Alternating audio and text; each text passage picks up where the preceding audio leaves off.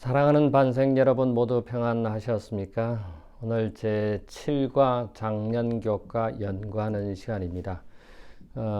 지난 6과는 우리가 무엇을 공부하였죠? 선교를 위한 동기와 준비에 대해서 살펴보았습니다. 첫 번째로는 우리가 먼저 경험한 바, 즉 동기가 필요하죠. 사마리아 여인이 예수님의 무덤가에 가셔서 향유를 가지고 마지막 장례식을 하러 갔을 때 예수님은 이미 부활하셨고 두 천사는 예수님이 부활하셨다고 하는 이 놀라운 경험을 가졌기 때문에 마리아와 그 여성들은 빨리 제자들과 사람들에게 예수님이 부활하셨다고 하는 사실을 알리려고 했던 그런 동기였습니다. 두 번째로는 우리가 말씀을, 즉 예언적 기초를 잘 다져야 되겠죠.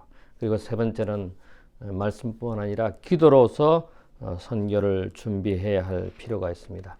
그 다음에 네 번째로는 예수님의 제자들이 그러했던 120명이 다락방에 모여서 성령을 간구해서 그들이 성령 하나님의 지도하심에 따라 하루에 3,000명씩 회개하는 그런 놀라운 기적을 이뤄낸 것을 우리는 살펴보았습니다. 마지막으로 선교를 위한 동기와 준비는 우리의 모본적인 삶을 통해서 예수 그리스도를 전하는 우리의 삶의 모습이 되어야 된다고 하는 것을 살펴보았습니다. 오늘은 제7과 내 이웃을 향한 선교, 실제적으로 예수님께서 이웃에 대해서 어떻게 말씀하셨는지를 오늘 살펴보려고 합니다. 기억절 누가복음 10장 27절에 보면은 대답하여 이르되 내 마음을 다하며 목숨을 다하며 힘을 다하며 뜻을 다하여 주 너의 하나님을 사랑하고 또한 내 이웃을 내 자신같이 사랑하라 하셨느니라. 여기 우리가 기억절에 나와 있는 것처럼 하나님을 사랑하고 이웃을 사랑하라고 하는 이 하나님의 말씀을 우리가 다시 확인하게 됩니다. 학습 목표에 보면 예수님은 내가 이웃에게 다가가 사랑을 전하는 참된 이웃이 되기를 원하신다고 하는 사실입니다. 여기 티마이 위로에 7가지 질문이 있습니다. 잠깐 살펴볼까요? 첫 번째, 인생에서 가장 중요한 질문은 무엇이라고 생각합니까? 여러분 개개인에게서 가장 중요한 질문이 무엇입니까? 저에게 있어서 가장 중요한 질문을 물으신다면은 저는 저희 가족들이 다 하늘나라에 가는 것이 아닌가 이렇게 생각을 해 봅니다. 오늘 우리가 배워볼 이 교과에 있어서 한 율법사가 예수님께 어떻게 하면 영생을 얻을 수 있을 것이라고 하는 그런 중요한 질문을 예수님께 합니다. 그런데 그 의도가 무엇이고 예수님이 어떻게 대답하셨는지를 우리가 살펴보게 될 것입니다. 두 번째 질문은 의도가 불순한 율법사를 대하는 예수님의 자세는 어떠한 교훈을 주는가? 그런 예수님은 그 율법사가 내가 어떻게 하면 영생을 얻을 수 있을 것이라고 하는 이런 의도를 가지고 한 질문, 그 의도가 뭡니까? 예수님을 시험하려고 하는 이 율법사의 질문에 대해서 예수님은 친절하게 대답하는 모습을 봅니다. 의문에 불문하고 문제가 있음에도 불문하고 친절하게 대하는 예수님의 모습을 우리는 살펴볼 것입니다. 누가복음 10장 26절에 우리가 가져야 할 성경 연구의 자세는 무엇인가? 우리가 어떤 자세로 성경을 연구해야 될까요? 성경에는 어떻게 기록되었는가라고 하는 그런 마음가짐으로 우리가 말씀을 펴야 되겠죠. 예수님께서는 언제나 말씀을 언급하셨습니다.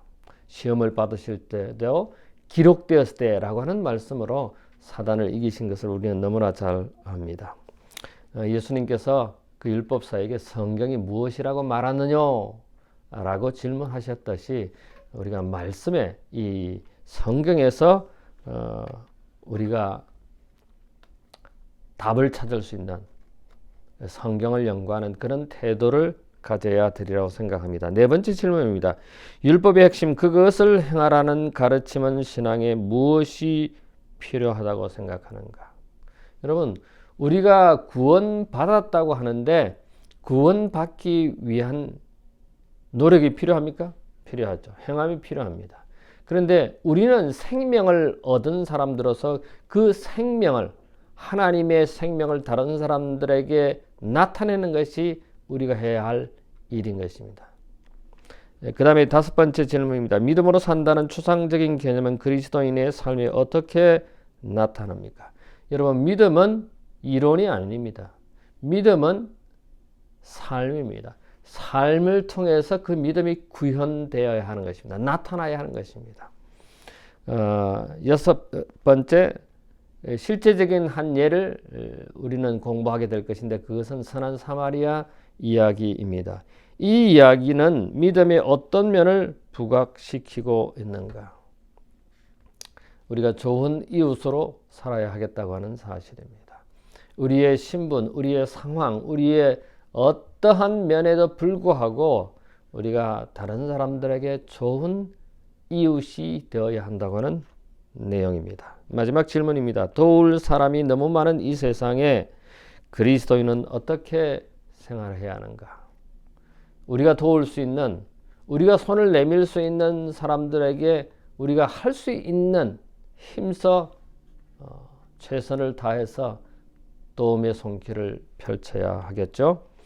구원을 얻기 위해서, 결론적인 말입니다. 구원을 얻기 위해서 내가 무엇을 해야 할 것인가는 인생에서 대단히 중요한 질문입니다. 우리는 그리스도인이라고 하는 사람들은, 하나님의 자녀들은 하나님의 말씀을 읽고 삶에 적용하고 또 실천하며 살아야 한다고 하는 것입니다. 내 이웃을 위한 선교, 여기 한 율법사가 등장해서 예수님을 시험하려고 어려운 질문을 합니다. 그게 첫째 날입니다. 인생의 가장 중요한 질문이죠. 선생님이시여, 어떻게 하면 영생을 얻을 수 있습니까? 라고 하는 질문을 던집니다. 만약에 어떤 사람이 여러분에게 이런 질문을 한다면 여러분은 어떻게 대답할 수 있습니까? 우리가 대답할 수 있어야 됩니다. 근데 여기 율법사가 질문한 이 질문 내용이 다른 사람들이 여러분에게 저에게 하실 수 있는 질문들입니다. 우리가 생각해 볼 때 나는 누구인가? 나는 어디로 가고 있는가? 이 세상엔 어디로 가고 있는가? 이 세상에 하나님이 존재하고 계시는가? 나는 영원히 살 수 있는가? 죽음 후에는 내가 어떻게 되는가? 이러한 질문을 할 때 우리는 그 질문에 대한 대답을 성경에서 또 내가 가지고 있는 그런 확신을 다른 사람들에게 전달해야 할 것입니다. 오늘 여기에 누가복음 10장 25절에 보면 한 율법사가 내가 무엇을 해야 영생을 얻을 수 있음이라고 예수님께 질문합니다. 왜 물었습니까? 이 율법사는 예수님을 시험하기 위해서 질문했습니다. 이 사람이, 이 예수가 과연 잘 대답할 수 있는가 하는 그런 의도를 가지고 예수님께 접근한 것입니다. 근데 사도 바울은 고린도전서 15장 30절로 32절에 나는 날마다 죽노라 라고 했습니다. 여러분, 죽은 자가 다시 살아나지 못한다면 우리는 매일 죽음으로 끝날 것입니다.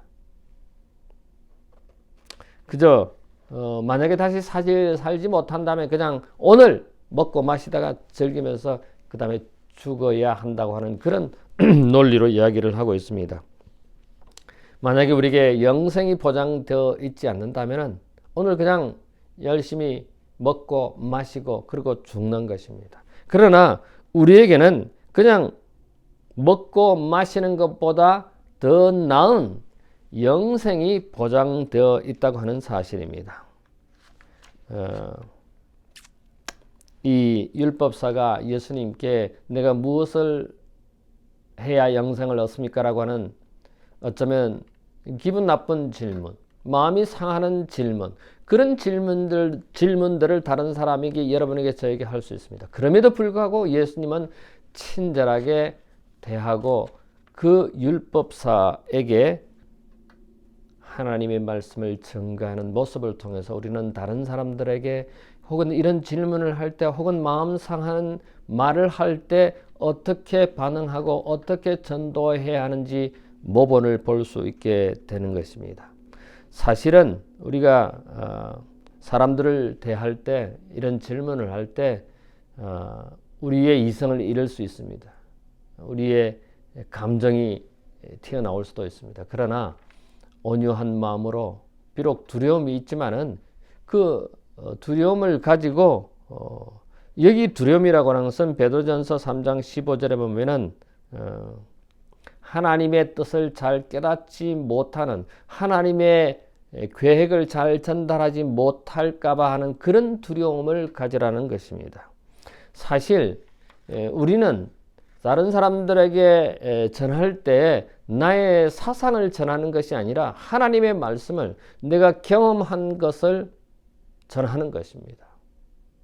나의 이론이 아닌 하나님의 말씀을 전하는 것입니다.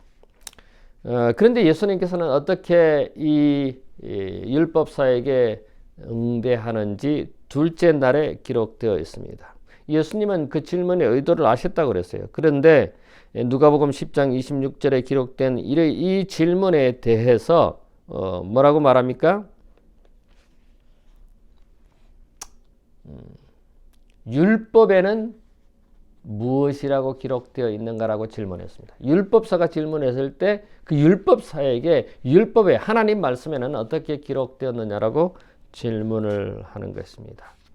언제나 예수님께서는 기록된 말씀, 하나님의 말씀, 아버지의 말씀, 성경에 무엇라고 기록되어 있는지 그 말씀을 토대로 근거로 대답하셨다고 하는 것입니다.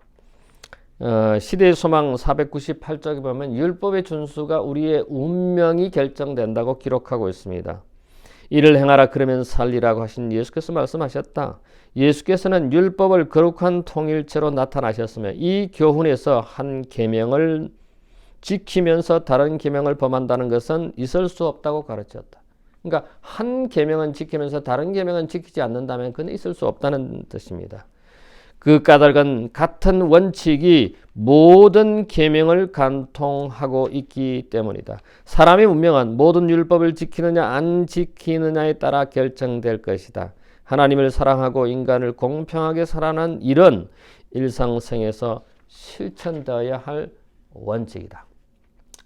그 율법사가 예수님께서 내가 무엇을 해야 영생을 얻을 수 있을 것이라고 하는 이런 질문을 했을 때 예수님께서 셋째 날에 뭐라고 답합니까? 영생을 얻으려면 어떻게 하라? 믿음을 실천하는 것인데, 첫 번째로는 하나님을 사랑하라고 했습니다. 하나님을 어떻게 사랑하는 것인지, 내 마음을 다하며 목숨을 다하며 힘을 다하며 뜻을 다하여 하나님을 사랑하라고 했습니다. 여러분, 어떻게 영생을 얻을 수 있습니까? 근데 이 말은 내 마음을 다하고 목숨을 다하고 힘을 다하고 뜻을 다해서 하나님을 사랑하라고 하는 것은 예수님께서 하신 말씀이 아니라 율법에서, 말씀에서 한 그 말씀을 율법사가 이야기하는 것입니다. 자기 스스로 대답하게 예수님께서 말씀하신 것입니다. 우리의 마음의 변화도 하나님의 말씀과 은혜를 통해 주시는 것입니다. 어떻게 하면 다른 사람들을 더 배려하고 생각하는 법을 배울 수 있을까요? 우리가 다른 사람의 복리를, 다른 사람들의 필요를 생각하고 그들의 필요를 충족시키는 것이 필요합니다. 여러분, 우리가 이렇게 실천하지 않는, 행동하지 않는 것은 죽음입니다. 조그마한 미물도 꿈틀거리고 움직이지 않습니까? 생명을 받은 우리, 구원함을 받은 우리는 이 생명력을, 예수님께서 주신 그 생명을 다른 사람들에게 그 생명력을 전파하는 것이, 이게 전도고 이게 선교인 것입니다.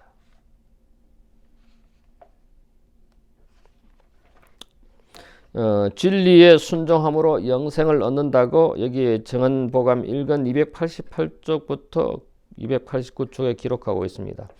그분의 말씀을 실천한다면 그리스도인의 품성을 완성하는 일에 실패하지 않을 것이다. 그들은 진리를 통하여 성화될 것이요 진리를 겸손하게 순종함으로 영생을 얻을 것이라고 영감이 글은 우리에게 말하고 있습니다. 내가 어떻게 하면 영생을 얻을 수 있느냐고 한율법사가 예수님께 질문을 했을 때 하나님을 사랑하고 두 번째 내 이웃을 사랑하라고 하는 것이 넷째 날에 기록되어 있습니다. 여러분, 내 이웃을 어떻게 사랑하라고 했습니까? 내 몸과 같이, 자신의 몸과 같이 사랑하라고 했습니다. 바울이 온 율법은 내 이웃을 사랑하기를 내 자신같이 하라 하신 말씀에서 이루어진다고 바울은 우리에게 말씀하고 있습니다. 하나님을 사랑하는 것은 다른 사람을 대하는 방식에서 그 사람이 예정될 때만 실질적으로 확인할 수 있습니다. 믿음으로 산다고 하는 것은 어떤 것을 숨겨놓거나 또는 알려지지 않거나 다른 사람들에게 보이지 않는 어떤 것이 아니라 바울과 미가와 요한이 기록한 믿음의 실제는 분명히 실제적인 행위, 즉 실천, 우리의 삶을 통해서 우리의 손길에 우리의 발걸음에 의해서 나타난다라고 하는 것입니다. 예수님을 믿는다고 하는 것은 자신을 예수님께 맡긴다는 뜻이에요. 그 예수님께 모든 것을 맡기고 믿는다는 것입니다. 여러분, 노예는 자기 주장이나 자기 이론이나 자기 사상이나 자기의 의지를 포기합니다. 갖지 않습니다. 오로지 주인의 명령에, 주인의 말씀에 따른다는 것을 우리는 너무나 잘 압니다. 우리는 그리스도의 종입니다. 그리스도의 하나님의 자녀들입니다. 하나님의 노예입니다.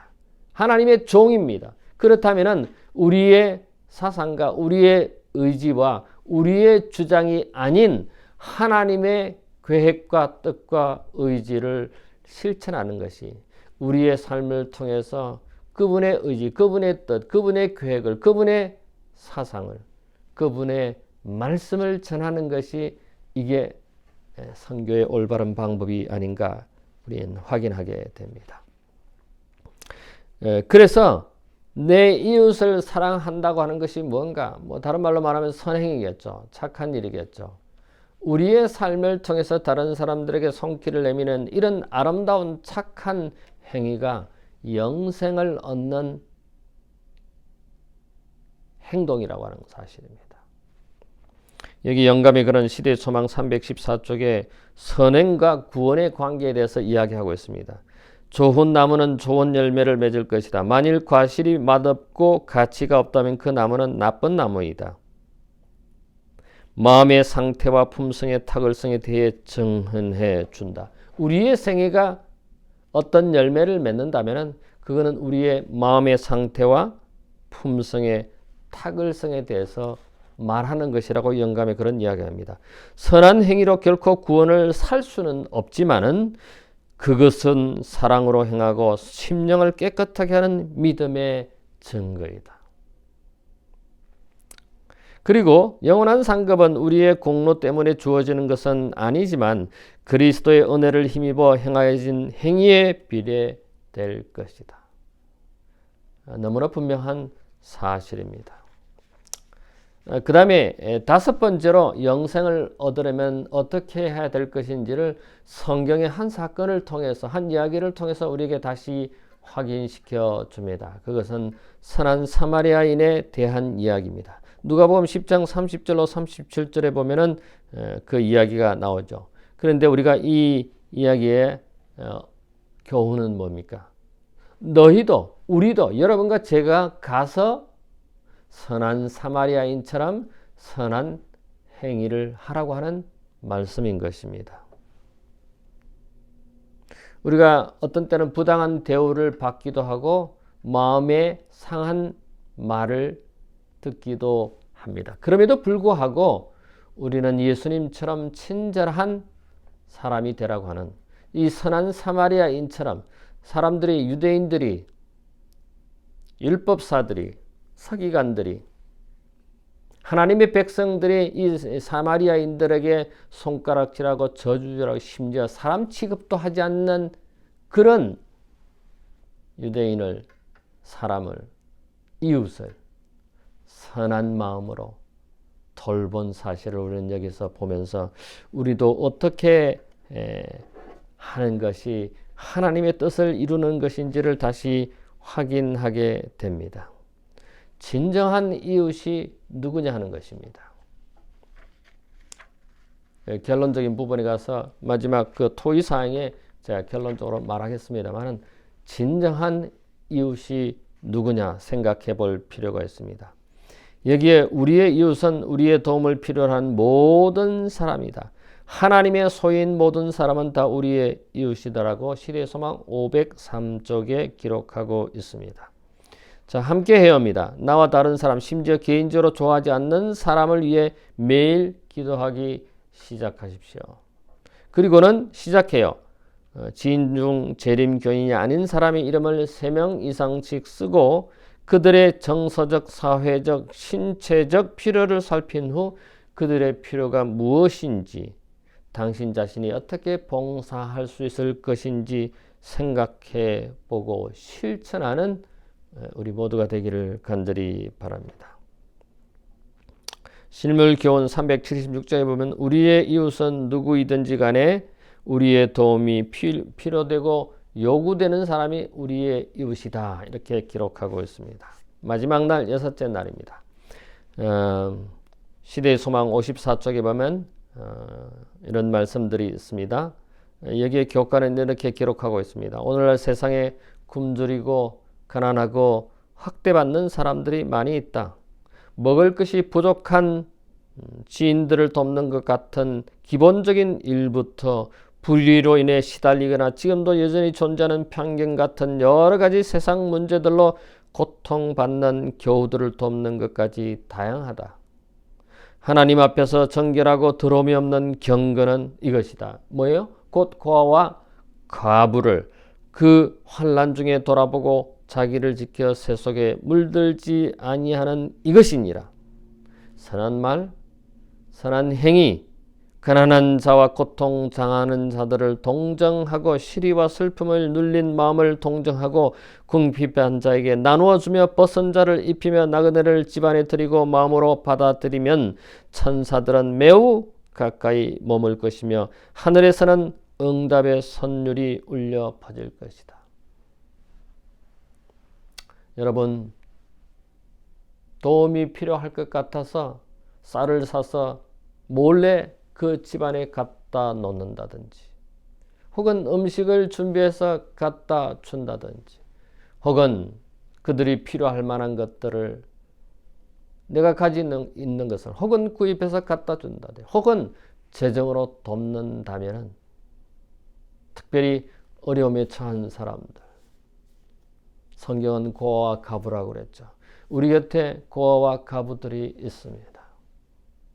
그들이 필요한 것들을 도와주는 그것이 진짜 선교가 아닌가 오늘 우리에게 말씀하고 있습니다. 궁핍한 자와 고통당하는 자를 위해 베푼 자비는 바로 예수께 베푼 것처럼 간주된다. 가난한 자를 구제하고 고통당하고 압제받는 자를 동정하고 고아를 가까이 할 때 그들은 예수와 더 긴밀한 관계에 들어간다. 교회정은 이건 25쪽 영감의 말씀입니다. 자, 핵심적인 토의입니다. 첫 번째, 하나님과 다른 사람을 사랑하라는 명령의 행위에 의한 구원을 뜻하는 것이 아니라는 것을 어떻게 확인할 수 있는가? 우리는 구원을 받은 사람들로서 그 받은 생명을, 그 생명력을 다른 사람들에게 표현하는 것이 우리가 해야 할 일인 것입니다. 이게 선교입니다. 선교는 신학적인 이야기를, 교리적인 것의 이야기를 하는 것이 선교가 아니라 먼저 그들의 필요를 채워주고 먼저 그들의 도움을 필요한 것을 충족시키는 것이 선교인 것입니다. 예수님께서 중풍병자를 대하신 모습을 통해서 우리는 알 수 있습니다. 먼저 그 병자 곁에 계셨습니다. 그들을 이해하고 그들을 도울 수 있는 그들의 필요가 무엇인지, 그리고 세 번째, 그 필요를 충족시켜 줍니다. 그리고 그들에게 믿음을 줍니다. 그리고는 마지막으로 그를 아버지께로 인도하는 방법인 것입니다. 두 번째에 여기에 우리가 가지고 있는 나와 다른 사람들에 대해 가질 수 있는 내재적인 편견을 어떻게 분별을 할 수 있는가? 그것은 간단하죠. 이 성경 말씀과 일치하느냐입니다. 하나님의 말씀과 하나님의 뜻과 일치하느냐, 그것이 관건이 되겠죠. 그 다음에 세 번째, 상대가 누구이든 간에 친절을 베풀어야 할 필요성을 뒷받침하는 다른 성경적 근거는 무언가? 레위기 23장 22절, 또 신명기 15장 4절, 또 다른 몇 군데에서 여전히 강조하고 있는 것은 가난한 자들에 대해서 언급하고 있습니다. 고아에 대해서, 가부에 대해서, 도움이 필요한 자들에 대해서. 여러분, 이웃이 누구냐고 예수님께서 하신 질문이 있죠.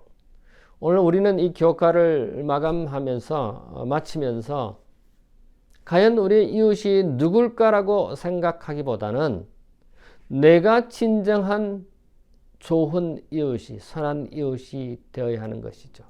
오늘 주님께서 우리에게 말씀하시기를 이웃을 누군가가 찾아다닐 것이 아니라, 물론 그것도 필요하겠지만은 나 자신이, 여러분 자신이 선한 이웃이 되라고 오늘 우리에게 말씀하시는 것 같습니다.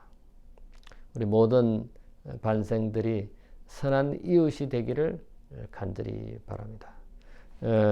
오늘은 우리가 어떻게 하면은 내 이웃의 선교를 잘 할 수 있을까? 그것을 살펴보았습니다. 한 율법사가 질문한 것에 어떻게 하면 영생을 얻을 수 있습니까? 예수님의 대답은 뭡니까? 율법에 무엇하라 말하 있느냐? 네, 율법에는 하나님을 사랑하고 이웃을 사랑하라고 했습니다. 뜻을 다하고 마음을 다하고 목숨을 다하여 하나님을 사랑할 뿐만 아니라 내 이웃을 내 몸과 같이 사랑하라고 했습니다. 여러분과 제가 선한 이웃이 되기를 간절히 바랍니다. 우리가 다음 주는 도움이 필요한 이들을 위한 선교입니다. 지극히 작은 자에게 한 것이 곧 나에게 한 것이라고 하는 그런 말씀으로 한 주 동안 교과 공부를 통해서 큰 유익이 있게 되기를 바랍니다. 잠시 머리를 숙일까요? 고마우신 우리들의 하늘 아버지, 우리의 이웃들에게 어떤 선교를 할 것인지 모본을 보여주시고 방법을 알려주시고 우리에게 가르쳐 주시니 감사합니다. 우리 이웃에 필요한, 도움이 필요한, 어려움에 처해 있는 우리의 이웃들을 생각하게 해주시고 우리 각자 자신이 선한 이웃이 되도록 저희를 도와주시옵소서. 그래서 주의 아름다운 사랑과 성품을 다른 사람들에게 우리의 삶을 통해서 나타내는, 전하는 그런 선교인이 되도록 인도해 주시옵소서. 감사하오며 예수님 이름으로 기도하옵나이다. 아멘.